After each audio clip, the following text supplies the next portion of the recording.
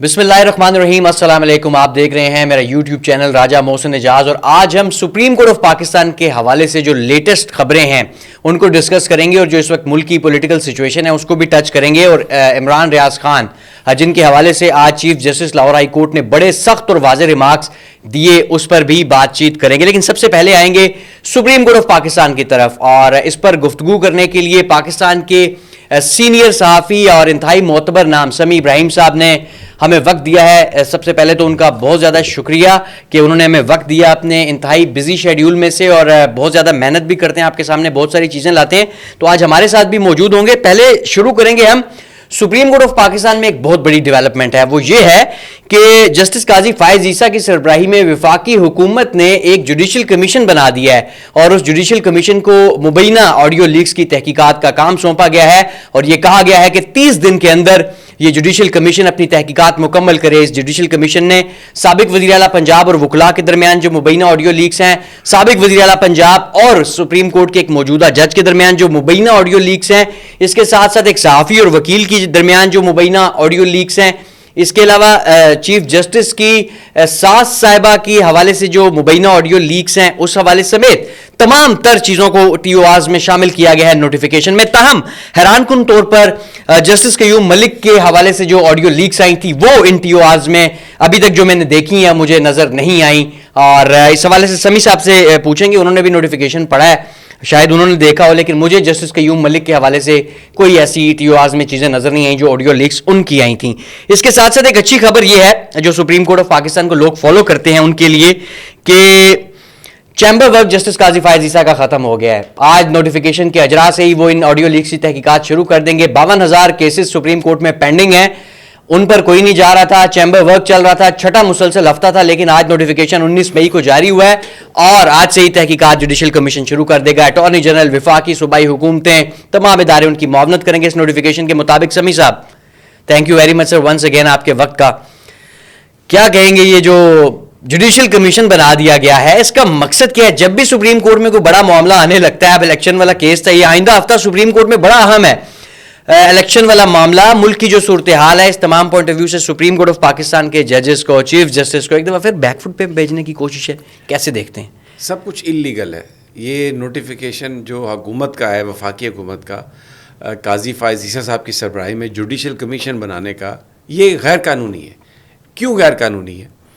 اگر آپ ایک چیف جسٹس اور ایک حاضر سروس سپریم کورٹ کے جج کے کسی بھی معاملے کی آپ تحقیقات کرنا چاہتے ہیں، چاہے وہ اس کی جائیداد کا ہو، چاہے وہ اس کی نقل و حرکت کا ہو، چاہے وہ اس کے کسی قریبی عزیز کے حوالے سے بات ہو، تو جب تک سپریم جوڈیشل کونسل اس کی ہدایت نہ دے، وزیر اعظم یہ نہیں کر سکتا، وفاقی حکومت یہ نہیں کر سکتی. اور یہ سب کچھ طے ہوا جو قاضی فائز عیسیٰ صاحب کا جو ریفرنس تھا صدارتی، اس کے فیصلے میں سپریم کورٹ کے ایک لارجر بینچ نے یہ طے کر دیا.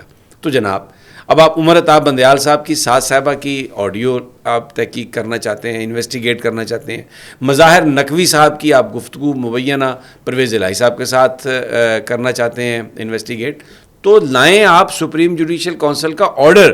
اس کے بغیر یہ نہیں ہو سکتا، کیونکہ اس ساری چیز کا تعلق ہے انڈیپینڈنس آف جوڈیشری سے. یہ تو پھر اس کا مطلب ہے عدلیہ کی آزادی پر براہ راست حملہ. تو سمیع صاحب یہ اختیارات سے تجاوز کا ایک نہیں بلکہ میں کہوں گا ایک اور واضح کیس ہے اختیارات سے تجاوز کا. اس سے پہلے بھی سپریم کورٹ آف پاکستان کے جو اختیارات کے حوالے سے پارلیمنٹ سے ایک بل منظور کروایا گیا، جسے سپریم کورٹ نے ابھی تک اس پر عمل درآمد روک رکھا ہے. تو یہ تو پھر اختیارات سے واضح تجاوز ہوا، اور مقصد اگین وہی ہے کہ ایک تو عدلیہ کی آزادی پر براہ راست، یہ تو 97 کی وہ ریپیٹ نظر آ رہا ہے، ججز کے درمیان تفریق ڈالو.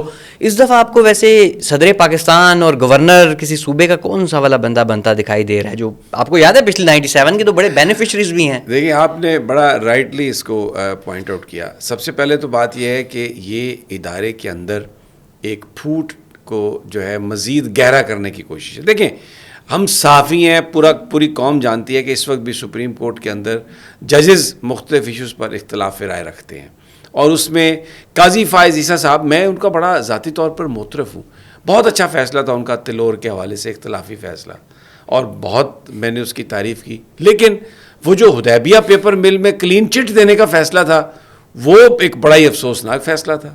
وہ تو میں کبھی آج بھی مجھے ایسا لگتا ہے کہ میں کوئی یہ بھیانک خواب دیکھ رہا ہوں کہ یہ کیسے ہو سکتا ہے. تو ابھی وہ جو یہ عمر طاہر بندیال صاحب اور مظاہر نقوی صاحب کے حوالے سے تحقیقات کرنا، مطلب یہ تحقیقات کرنا کہ یہ بینچ میں مقدمہ کیسے لگتا ہے، یہ انٹرنل ورکنگ جو سپریم کورٹ کی ہے چیف جسٹس صاحب کی، یہ اس پر ایک سب سے بڑا حملہ ہے. اسی پر ایک سوال ہے سمیع صاحب، معذرت کے ساتھ آپ کی بات کو انٹرپٹ کر رہا ہوں. یقیناً جسٹس قاضی فائز عیسیٰ صاحب جو اس 3 ممبر کمیشن کے ہیڈ ہیں، ان کے ساتھ حکومت نے رابطہ تو کیا ہوگا، یقیناً ان کی مرضی سے ہی یہ کیا ہوگا. اگر نہیں کیا ہوگا تو اس حوالے سے خبر سامنے آ جائے گی. اور اگر ان کی مرضی سے کیا تو کیا حکومت کے ساتھ ایک سپریم کورٹ کے سٹنگ جج اگر رابطے میں ہیں تو کیا اس حوالے سے جو تمام تر صورتحال ہے وہ چیف جسٹس آف پاکستان کے علم میں ہوگی؟ آپ کو شک ہے کوئی؟ وہ جو گولڈن جوبلی کے نام پر ایک نوسر بازی کی گئی قومی اسمبلی میں، اس میں قاضی فائزیہ صاحب زرداری صاحب کے ساتھ بیٹھ گئے جا کے. ایک طرف وہ ملزم بیٹھا ہوتا ہے اسحاق ڈار، جس کے 164 کے تحت جس کا بیان تھا کہ سب کچھ کیا قاضی فیملی نے اور نواز شریف نے، اور قاضی فائزیہ صاحب ان کو ریلیف دینے والے اپنے فیصلے میں کہ یہ حدیبیہ پیپر مل تو پولیٹیکل انجینئرنگ ہے. تو اس کے بعد آپ کو کوئی شک ہوگا؟ مجھے تو کوئی شک نہیں ہے کہ بالکل رابطے میں. اچھا، ججز کے بھی صبر کا پیمانہ اب لبریز ہوتا جا رہا ہے. ہم نے دیکھا کل جسٹس میاں گل حسن اورنگزیب کے بڑے واضح ریمارکس تھے. انہوں نے کہا یہ وقت گزر جائے گا لیکن یہ جو کچھ ہو رہا ہے یہ سیاہ دھبے، ہمیشہ ہماری تاریخ میں کہ سیاہ دھبوں کی طرح یہ تمام چیزیں موجود رہیں گی. آج اب chief justice Lahore high court کو دیکھیں، انہوں نے جو آج ایڈیشنل آئی جی تھے یا ڈپٹی آئی جی تھے انہیں کہا بھی کہ اس سے پہلے آپ ہمیں عمران ریاض صاحب کے حوالے سے وقت دیتے رہے ہیں، آج میں آپ کو وقت دیتا ہوں 9:30 بجے تک پیر کو آپ انہیں پیش کر دیں. تو یہ سچویشن ججز کے صبر کا پیمانہ بھی لبریز ہوتا جا رہا ہے. اس سے پہلے الیکشن کا آرڈر آیا، 3 دفعہ آیا بلکہ آرڈر امپلیمنٹ نہیں ہوا کہ 14 مئی کو الیکشن کرائیں. تو اب ججز شاید آپ جب انہیں اتنا زیادہ کارنر کر رہے ہیں اور پھر ان کے اوپر آپ نے ایک کمیشن بنا دیا، اب ہم کہہ سکتے ہیں کہ جونیئر ججز یعنی لاہور ہائی کورٹس کے ججز اور جو چیف جسٹس کے جونیئر ججز ہیں وہ چیف جسٹس ظاہر ہے ان سے متعلقہ معاملہ ہے تو یہ تحقیقات کریں گے.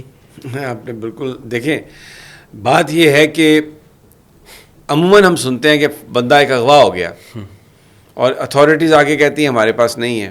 7-8 دن کے بعد 10 دن کے بعد وہ بندہ واپس آ جاتا ہے. کبھی کسی نے نہیں پوچھا، انویسٹیگیٹ نہیں کیا، عدالت نے نہیں پوچھا کہ بھائی تمہیں کوئی لے گیا تھا وہ کون تھا. اگر کسی کو ماضی میں جو یہ کام کرتے ہیں جنہوں نے توہین عدالت کی، میں آپ کو مثال دیتا ہوں کہ شہباز شریف نے 50 روپے کا اسٹامپ دیا اپنے بھائی کے لیے کہ جی میں اسے واپس لے کے آؤں گا علاج کے لیے، یہ باہر چلا جائے. عدالت نے وہ اجازت دے دی. وہ اپنے اسٹامپ جو اس نے ایفیڈیوٹ دیا، جو اس نے پلیج کیا تھا، اس کو اس نے وائلیٹ کیا، کسی نے نہیں پوچھا. وہ آج پرائم منسٹر آف پاکستان ہے. ایک دفعہ اگر آپ نے توہین عدالت کرنے والوں کو، ججز پر حملہ کرنے والوں کو آپ نے سزا دے دی تو یہ یقین کریں یہ دوبارہ ایسا نہیں ہوگا. وہ نہال ہاشمی کو وہ جو سزا ملی تھی، آج ابھی کبھی آپ نے اس کا بیان سنا عدلیہ کے حوالے سے؟ تو یہ اس میں مجھے لگتا ہے کہ ججز کی اپنی کمزوری ہے. بالکل ہے، یہ بالکل ہے، بالکل ہے. میں I will not mince my words. میں کہتا ہوں کہ ابھی یہ جو قومی یہ پنجاب میں بہت زیادہ ریلیکس رکھی ہے، بہت زیادہ پنجاب میں انتخاب کا معاملہ آپ آرڈر کریں. بالکل ایسے نہیں کو امپلیمنٹ. میں اسی پر آ رہا تھا، اگلے ہفتے میں یہ کیس ہے، ایسے میں یہ ہو جانا آج ہفتے کے روز، یہ کتنا امپورٹنٹ ہے یہ کیس کہ اس سے پہلے یہ والی چیز ہو گئی ہے. کیونکہ ہم نے دیکھا اس سے پہلے جب الیکشن والا معاملہ آیا، کبھی وہاں دھرنا کروا دیا گیا، کبھی 4-3 کی بحث شروع کروا دی گئی، کبھی کچھ اور کروا دیا گیا. تو آپ کیسے دیکھتے ہیں یہ، مطلب کیا ممکنہ طور پر ہونے لگا تھا؟ بلیک میل اور دباؤ اس کی کوشش ہے کہ ججز کوئی ایکسٹریم فیصلہ نہ دے دیں. اور مثلا لاہور ہائی کورٹ نے 72 اراکین کو کہا کہ واپس جائیں، اور خرم دستگیر کہتا ہے کہ جی نہیں ہم تو مانتے ہی نہیں ہیں لاہور ہائی کورٹ کا فیصلہ، یہ تو اسپیکر کی ثوابدید ہے. یہ اس طرح کے بہت سارے معاملات ہیں. پنجاب میں الیکشن کے لیے انہوں نے فنڈز نہیں دیے، توہین عدالت لگ سکتی ہے. اب وہ سیکرٹری فائنانس کو تبدیل کر دیا انہوں نے کہ جناب وہ تو اب نیا آ کے کہے گا سر وہ تو پچھلا تھا وہ چلا گیا. تو عدالت فیصلے دے، اور یہ بلیک میل کرنے کی کوشش کر رہے ہیں ان ایشوز پر کہ کسی طریقے سے عدالت پیچھے ہٹ جائے. اب لیٹس سی کیا ہوتا ہے. بالکل ایسے ہی ہے. اچھا سمیع صاحب، یہ تو سپریم کورٹ آف پاکستان کی اس وقت کی سچویشن ہے، اور ایک اور بھی خبر ہے میرے پاس ذرائع کے مطابق، چیف جسٹس آف پاکستان نے کچھ ساتھی ججز سے اہم ملاقاتیں بھی کی ہیں. تو کوئی گیئر چینج ہوتا بھی نظر آ رہا ہے آپ کو آئندہ ہفتے، جو عدالتی ہفتہ شروع ہو رہا ہے یعنی پرسوں سے؟ دیکھیں ویکینڈ پہ گاڑی کھڑی ہوتی ہے گراج میں، منڈے وہ نکلے گی ٹھیک ہے. اب اگر دیکھتے ہیں وہ ایکسیلیٹر پر پاؤں کتنا آتا ہے, اور اگر اس پر پاؤں آ گیا ایکسیلیٹر پر اور گاڑی ٹھیک سپیڈ سے چلی, تو میں آپ کو بتاؤں یہ جو پی ڈی ایم کی گورنمنٹ ہے نا, یہ وہ جس طرح محلے میں بدماش نہیں ہوتا, تھانے دار کے آنے تک بڑی بدماشی کرتا ہے, تھانے دار کو دیکھ کے بھاگ جاتا ہے. بالکل. تو اگر یہ ججز قانون اور آئین کے مطابق انہوں نے معاملہ ایکسیلیٹر پیر دبا دیا نا, تو آپ دیکھیے گا یہ کیسے پھر ایویپوریٹ کیسے ہوتے ہیں. بالکل ایسے ہی ہے. سمیع صاحب تھینک یو ویری مچ, بہت شکریہ آپ کا. اور یہ تھی جی آج تک کی اپڈیٹس, اور سپریم کورٹ آف پاکستان سے مزید بھی اپڈیٹس. اب یہ جو آئندہ ہفتہ ہے یہ سپریم کورٹ کا ہفتہ ہے, اور سارا کچھ جو ہے وہ وہیں پہ ہوگا. ایک تو اس کمیشن نے کام شروع کر دی ہے فوری طور پہ, چیمبر ورک بھی ختم ہو گیا جسٹس قاضی فائز عیسیٰ صاحب کا, اور اس کے ساتھ ہی جو دیگر الیکشنز والا کیس ہے, اور جو اس وقت سچویشن جس طریقے سے بن رہی ہے, یہ تمام چیزیں بھی ہوں گی, اور کوشش کریں گے کہ سپریم کورٹ آف پاکستان سے آپ کے سامنے یہ تمام چیزیں لاتے رہیں. میں اس سے پہلے ایک وی لاگ کرتا نہیں تھا سمیع صاحب, اور سمیع صاحب کو دیکھ کے ہی جو ہے وہ انکریجمنٹ ملی ہے. نہیں آپ نے بہت اچھا فیصلہ کیا, اینڈ آئی ویلکم یو. اور دیکھیں آپ کے پاس جو فارن آفس اور سپریم کورٹ, جتنا ایکسپیرینس آپ کے پاس ہے, جتنی ایکسیس آپ کی ہے, تو you will be contributing positively. اور میرا خیال ہے کہ لوگوں کا یہ رائٹ ہے کہ جس کے پاس انفارمیشن ہو وہ لوگوں کے ساتھ شیئر کی جائے, تاکہ لوگوں کو معاملات سمجھنے میں مدد ملے. تو ویلکم اباؤٹ, اور ماشاءاللہ مجھے لگتا ہے کہ آپ کا یہ بہت اچھا ڈیسیژن ہے, and people will appreciate that. Thank you very much Sami Sahab. آپ جیسے استاد اور آپ جیسے ہمارے قائد محترم کی طرف سے اس طرح کے الفاظ یقیناً جو ہیں وہ ایک قیمتی اثاثہ ہیں, اور انشاءاللہ دوبارہ بھی آپ کی خدمت میں حاضر ہوں گے. جس طرح سمیع صاحب فارن آفس کے حوالے سے کہہ رہے تھے, تو G20 کانفرنس کے حوالے سے بھی ایک اہم چیز ہے جو کل آپ کے ساتھ شیئر کریں گے, اور وہ یہ ہے کہ بھارت کی بلکہ میں یہ کہوں گا ناک کٹ گئی ہے. وہ اس لیے کہ G20 کانفرنس میں نہ چین آ رہا ہے, چین نے واضح طور پہ کہہ دیا کہ بھائی یہ آپ کا علاقہ ہی نہیں ہے, اور اب سعودی عرب بھی نہیں آ رہا, مصر بھی نہیں آ رہا, اور ترکی بھی نہیں آ رہا. تو یہ انڈیا جو G20 کانفرنس ایک غیر قانونی طور پر مقبوضہ کشمیر جو اس نے قبضہ کیا ہوا ہے, جو مظالم وہاں پہ ڈھا رہا ہے, وہاں پہ سارا کچھ کر کے تو جو میسج دینا چاہ رہا تھا دنیا میں, ان کی اپنی ناک کٹ گئی ہے. جو اب 4-6 لوگ آئیں گے وہ پوچھیں گے کہ وہ فلانے ممبرز چین, سعودیہ, ترکی, مصر, انڈونیشیا, یہ لوگ کیوں نہیں آئے. تو یہ اس کے اوپر میں ایک تفصیلات آپ کے ساتھ شیئر کروں گا, بڑی انٹرسٹنگ ہے. بہت شکریہ سمیع صاحب ونس اگین, اور ابھی تک کے لیے آپ سے لیں گے اجازت. اللہ حافظ.